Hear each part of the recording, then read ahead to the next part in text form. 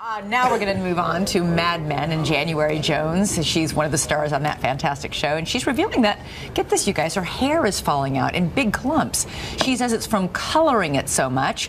It's not just a danger for stars, but for anybody who dyes their hair, and ABC's Tanya Rivero has the story.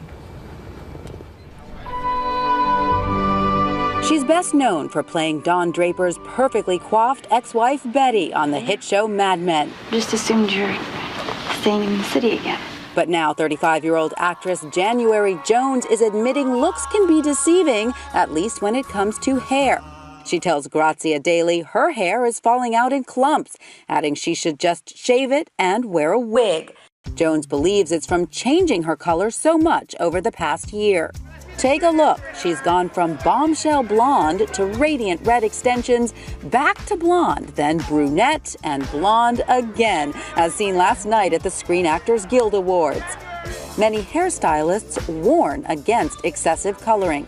The high chemicals that are used, over frequency with coloring your hair can actually result in breakage and hair loss. Doctors say genetics and certain medical conditions like thyroid disease also play major roles in female hair loss. But for celebs who must present ever-changing looks to the world, overprocessing can be troublesome. Take the case of Kelly Osbourne, who has seemingly experienced every hair color under the sun. 3 years ago, she admitted to getting bald patches after a hair colorist forgot about her in the chair, telling the Guardian newspaper, "I felt like I'd been electrocuted," and burst into tears. Lady Gaga, a natural brunette, has also discussed the difficulties of maintaining her signature platinum blonde look, telling People magazine she must occasionally get a chemical haircut because my blonde hair is falling out. My advice to anyone who colors their hair too much would be make sure you're using the right products for what you're doing. Let's say highlighting or covering gray, and also make sure you are conditioning enough. For Good Morning America, Tanya Rivero, ABC News, New York. You know, we were just talking about this. I'm not sure, and I'd like to know, any viewers, if you have any opinions on this. I think depending on if you have blonde hair or brunette hair, also, if blonde hair is supposed to be a little bit more delicate. Let me check.